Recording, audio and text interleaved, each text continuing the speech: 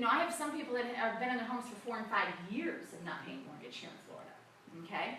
So those associations haven't been paid either. If it goes into foreclosure, guess how much has to be paid? Does anybody know? If it goes into foreclosure. Say the question again? If it goes into foreclosure, how much will the homeowners association or condo association get? 100. Everything. Isn't that awful? They're the first one in line. 1 year. 1 year. 1 year. Even if, really? 1 year. But I thought they signed that bill where they had I to, think the law changed in 2000. with a bank, yeah, that bank has to pay them. 1 year. 1 year. Oh, wow. Okay? It's 1 year. You mean And it's from, if it's foreclosed? correct, Right. It's 1 year, or 1% of the mortgage, whichever's less. correct. It usually comes out to 1% of the mortgage. No, usually No? comes, no, No, usually comes out to How 1 many year. I do is, 1% of the mortgage, the mortgage would be $500,000-600,000. Yeah, no, it usually comes out to 1 year. Yeah. Is better. But I'm going to tell you what. So let's say you're living in a neighborhood yourself, and these people are not paying their mortgage. Wouldn't you rather have them sell so your community isn't In default. in default? I mean, going broke. So that's one of the best, ways to save people from, from helping to stay out of foreclosure as well. Now, if it's a short sale, I try to get all that money back. Okay. The association? I get it back from the buyers sometimes because they'll pay less for the house. So let's say that I'm able to get them a good deal on the house. They know up front, I explain it all to them. And I say you might be paying a little bit towards the homeowners association. Sometimes the seller will pay a little bit. And then the bank will pay 1 year at least. The bank I can always get to pay a year. Because they're going to, you know what, they try It's in not to their pay it. And I say, well, you aren't going to pay it, and it's 1 year if you go into foreclosure, so why wouldn't you pay it in a short sale? But the problem that we have is the attorney fees usually will be double that. So if they owe $5,000, the attorney now has tacked on another $5,000, so now they're $10,000. So one of the things I always tell people to do is to stay up on their homeowners association, okay? Especially if they want to do a short sale or anything else. What do they? But I'm just telling you, in your own communities, it's very important. What happens if, a lot of the homeowners associations now are foreclosing. Yeah, but it's not usually in the benefit of the association. The only time it's in the benefit of the association is that actually can rent the property out, okay? And that's in the bylaws and everything else. A lot of the time the association can actually rent that property, or if there's a tenant already living there, they can collect the rent from the tenant.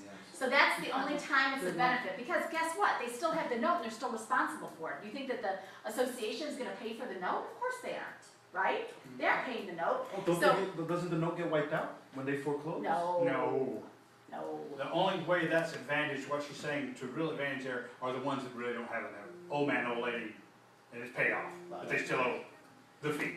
But that's not what happens. What ends up happening basically is and unfortunately some of the attorneys are telling people to go ahead and foreclose where the associations have no idea it's really not in their best interest.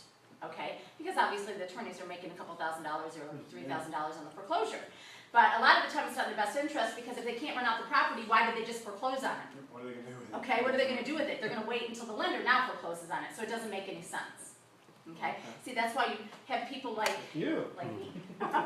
See, I've already taught you several things, right? Exactly. Okay, so basically, there's a lot of steps that people can take to foreclosure. So what I'm doing is I'm partnering up with an attorney, and we're doing free seminars for people. And it can be people like you can even come and see it yourself. But what I'm trying to do is I'm trying to give people all of their options to stay out of foreclosure. Okay? And if I can help them, I'm going to. And if I can't, then their other option is a short sale. Refinancing, obviously, that's very hard to do, except for when somebody isn't able to keep up on all their other bills, but they actually have equity in their property. Okay, so let's say they aren't able to, keep up on, they have equity in their property, but they don't have a lot of money coming in, so they can refinance it. Okay, that's the least one that we do here. Yeah. Refinance with hard money, and that actually does happen sometimes, because a lot of people don't have money, or a lot of the investors can't find the properties now, so a lot of them are turning into doing hard money loans. And so some of them will do a 1 or 2 year hard money loan on the property, and investing it that way at 10 or 11%, so they're actually making money. Okay, but at the end, after 2 years, that tenant or that homeowner still is not going to have their credit right. They're still going to have all that. How are they going to be able to refinance to pay me? Well, there has to be enough in the property. There has to be enough in the Equity property. To make it worthwhile. Yeah, to make it worthwhile. And I'll tell you what, it is happening. I've seen it several times now. And what's happened is they just lost a job maybe, where they were making a couple $100,000 a year. Okay. So yeah, okay? it's gotta be that type of. Oh, yeah, okay. absolutely. It Now has that to be makes very, sense. it has to be very specific, Specific, okay. okay? But there are a lot of people that were making a lot of money, but it's taking them longer to find a job, and they will eventually find that job making good money again. So those are the type of people we're talking about. Deed for lease, the deed for lease, the homeowner returns the property that is an FHA insured back to the lender and leases the property for 12-month period. They're doing this a lot, okay? Bank of America's doing that. Yep. So they're actually leasing the property back to them.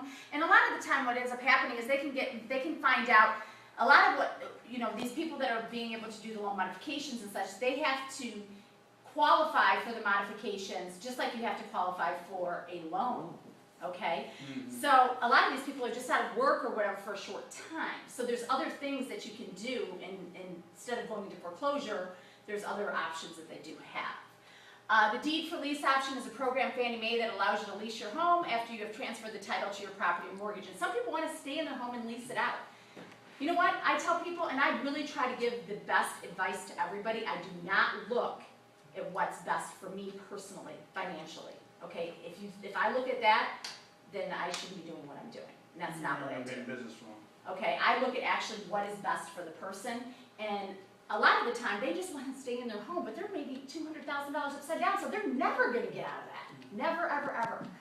So a lot of the time, you can lease it back. Sometimes you can get somebody else to buy it and then lease it, and they can lease it to them. I mean, I have one right now, he's been in there for 23 years, and unfortunately, he's in a situation that he can't stay there.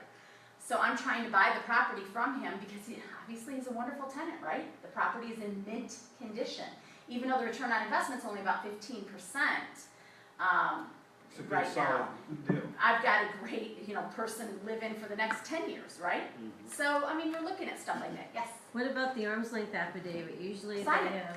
I take no commissions and I sign it. We both sign it. I never knew him until I got the property. I don't, it's not like a family. What they're looking, and I'm gonna tell you, Family, they don't. yeah, what they're looking for in the arm's length transaction is they're looking for me not selling it to my brother, Joe, and me buying it back from Joe, okay, for what it is A lot today. of them went on in Duval Okay. County and Where, the arm's length transaction, as long as you disclose what you're Right. doing, they're not hiring you're, you. I'm not You're taking fine. commissions, I'm disclosing that I have an LLC that is buying the property. Or you can put it in land trust. Yeah, you can And do then a lease lot of different things with it. Disclosure, disclosure, disclosure. That's the- Right, I just Okay, noticed that. and sometimes they may not allow you to do that, and that's okay too. piggyback But as on long as you disclose it, then it's up to the bank to make that decision. An arm's length transaction, I never knew you, I just listed your property and now I'm gonna buy it, and I'm gonna rent it back to you, but you aren't buying it back from me. No, you're Okay. just renting it out. What they're trying to do is eliminate the people from the Selling it back family to them. members to sell it back to them, is what they're Oh, trying, that's what okay. they're trying to But do. it's That's when it okay for becomes the illegal because investor you're to cheating the buy it and mortgage then they company. can Yeah, rent it exactly. to the homeowner. That's what they're trying to do, is they're trying Okay. to, because what's happening is, okay, I know I bought a property in 2005 myself. Okay, we're upside down on one of our properties, quite a bit. And shoot, why can't we sell it to a family member and buy it back for what it's actually worth, right? Mm-hmm. Yeah. I mean, it's not such a bad idea to have it be done that way, but unfortunately, it's not the way it is. Okay? Okay. Modification option, there's all sorts of different modifications out there, but again, they have to qualify for them. HAMP 2 just came out. It's actually now a very good loan modification program for them. There's all sorts of different modifications, but of course, again, you have to have somebody who knows how to guide them, okay? I don't charge anything. I do not do loan modifications myself, but what I do is I either give them somebody if they want to pay for somebody, or I tell them how to do it.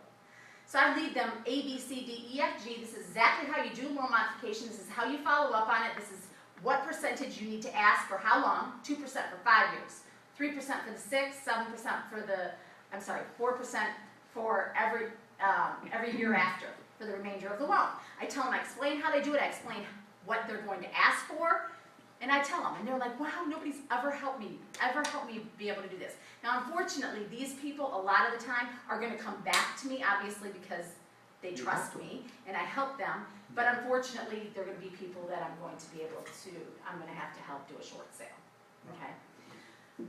Forbearance options, special forbearance, sometimes a short-term financial hitch, like medical, emergency, different types of circumstances, and they're going to take it and they're going to put it on, they're going to take that short period of time and they're going to put it on the end of the lease.